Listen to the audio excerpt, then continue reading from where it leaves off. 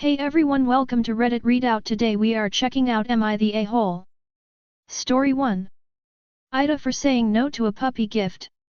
I, 24, grew up in a house where we had a family pet, a dog.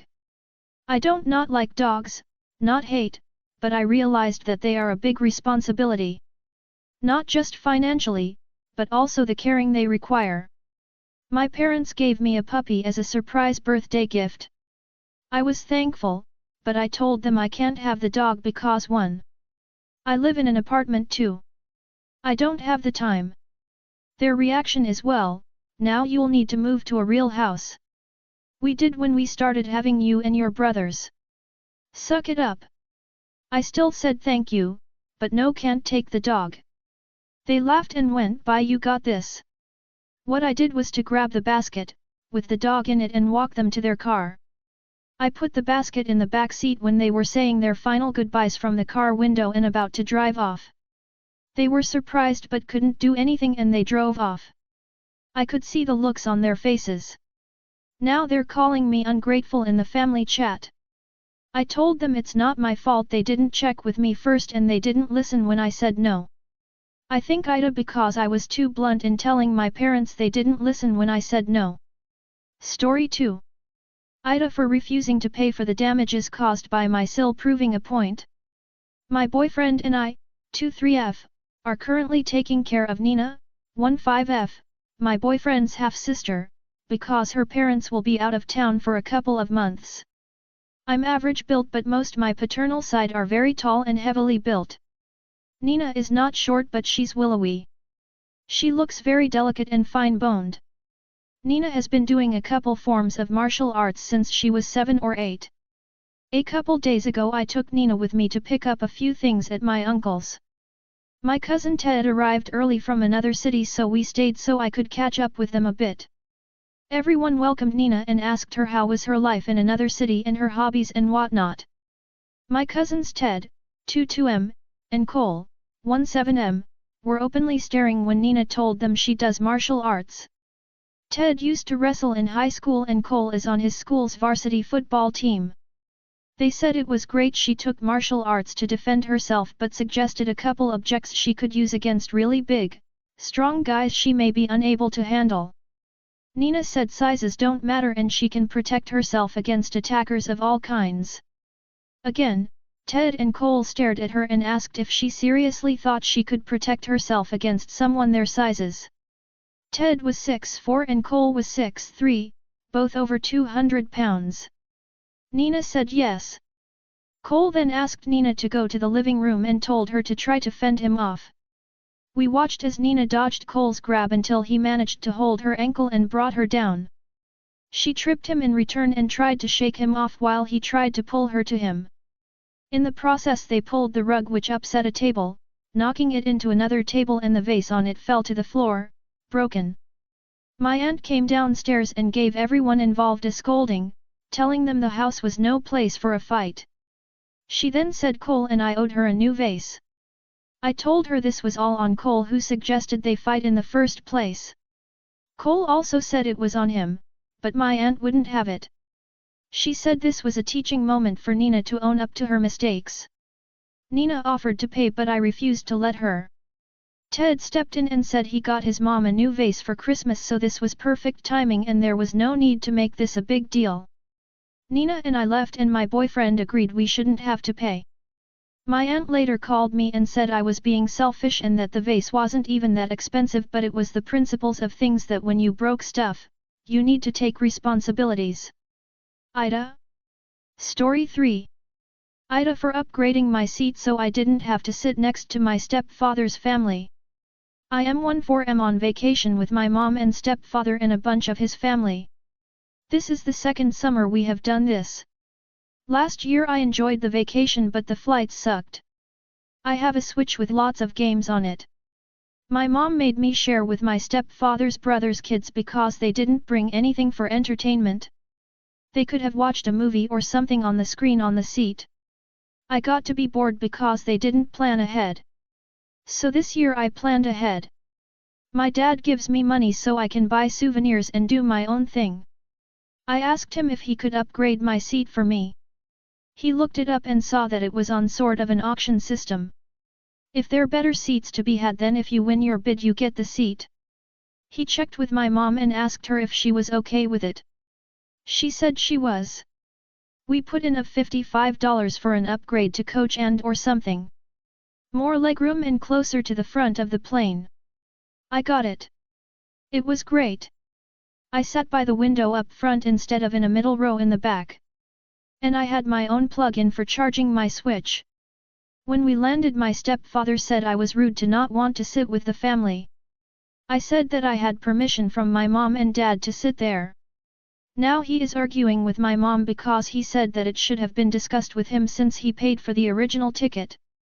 I think I made things worse when I said that no one discussed it with me when I was told to share my Switch even though I bought it with my own money. He is saying that I'm not allowed to upgrade my seat on the way home. AITA? Story 4. Wibta if I gifted my mill yarn for Christmas. My 31 and 26 weeks pregnant, mill, 60s, has a tendency to not ask for permission before using things that she clearly does know is hers and acts like the victim if ever called out. My son, 4, is autistic and the center had to cancel his services yesterday. My husband, 34, was sick yesterday as well and had to come home from work early. My Mill and Phil, 60s, are over every Tuesday to take my son to school/therapy, but since the center cancelled services he was home playing all day. That's fine and it normally goes fine when he stays home with them. This year my husband got a tree to put up in our house. She wanted to put up all of these cheap little poppets on the tree. I thought she was going to use the given beads to hang them up. I mentioned that I want the ornaments on the tree to be handmade from our family, anything my son made at school or anything from my husband's childhood. She took it upon herself to hang these cheap ornaments on our tree. I'm an avid knitter with an extensive and expensive yarn collection. Since I'm pregnant, working, do chores and chase around a 4-year-old, I don't have that much time to sit down and knit. I normally work later every day because I do 9 a.m. school drop-off throughout the week. I get a message from my Phil telling me that I need to come home to relieve them because my husband is still sick, which I didn't know. I told him that's fine, let me send out an email and I'll be on my way. When I look at the tree after they left, I'm disappointed that my mill didn't, as usual, listen to my request. Then I noticed and felt the yarn used from my personal office to hang up all of the cheap ornaments. I quickly noticed it was one of the yarns I wanted to use for a project. It's a beautiful mustard yellow. I went into a rage. I was crying so bad to my husband. When I wasn't pregnant, I would do kickboxing. I was crying on the floor while lifting heavy pillows and smashing them on the floor. I sent them 3 messages later that night. I would sincerely appreciate it if you would have asked me before using my yarn. Especially my good yarn. You should know better than to do without asking permission if it's not yours. I spent really good money on that yarn that I wanted to do something with. All I want is communication and respect. The anger wasn't just over my expensive yarn, but over the lack of respect of my personal items in my office and the constant lack of respect for me.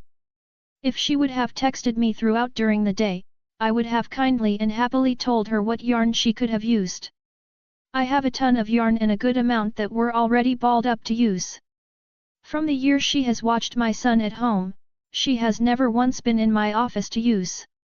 It's more an invasion of privacy and respect.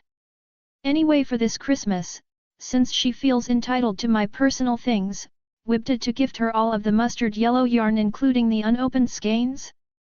Story 5. AITA my wife says I'm asking her to mask. Hi Reddit. Sorry for this sock puppet account. I am 34M and my wife Polly is 32F. Like a lot of couples, we debrief after our work days.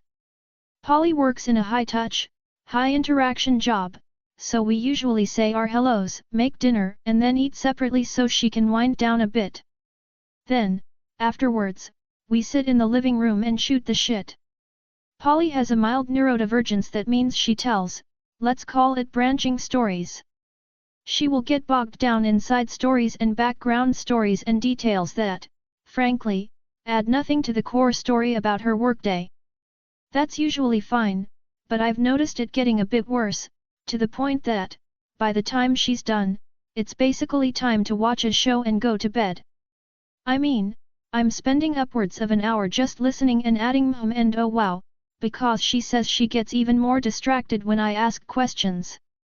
I brought this up with Polly, and she said that I am asking her to mask her disorder, and that's just how her brain works. I get that feeling, I really do, but I am starting to feel like I'm a side character here, because she takes up all the airtime that we set aside to debrief. Here's why I might be in awe, I said. Well, we all change our communication styles based on context, right? And she said that's different, and that masking is not code switching. I just want some time to talk about my day, too, but I don't want her to feel bad. AITA? Story 6. AITA for confirming that my stepmother is never going to compare to my mom and will never come in first. I, 17F, lost my mom when I was 9. My younger siblings were 4, 2, and 8 months old. Dad remarried a year later and my stepmother became mom to my younger siblings immediately. But to me she started out as Pam and she remained Pam to this day. I do not consider her my bonus mom or someone I feel that close to. She is not the person I confide in when I need a female role model. I have always felt like she wanted to be, but she's very insecure because she can tell I have wished to replace her with my mom during moments. It bothers her. It now bothers my siblings that I don't have or want the same relationship with Pam as they do. Back in February she entered this competition to win a spa day for Mother's Day. Your kids needed to write in but they had to call you mom was one of the rules. She and my dad wanted me to write in with my siblings and I refused to call her mom. She asked me if it would be such a big deal and I said yes. She asked me if I couldn't just once say she's my mom since I don't have to say it out loud. I said no. Then she said it's like I don't even love her when I won't do something kind just once to acknowledge her as one of my moms. I stayed silent with that remark and my dad flipped and told me I should at least love her for all she has done for our family. We started family therapy, Pam, Dad, and me a month later, March. Family therapy has been weird.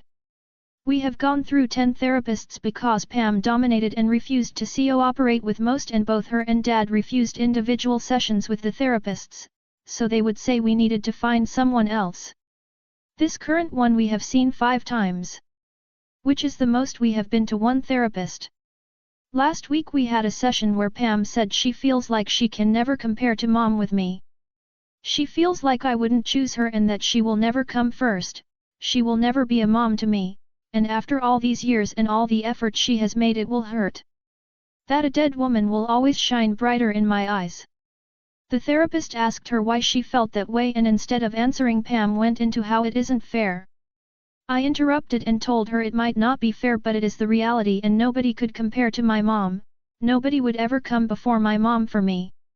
I told her she cannot compete with the woman I claim as my mom. That she can never be equal.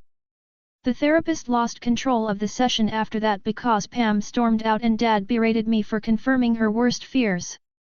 Ever since they told me I had no business confirming that and it made Pam feel like crap.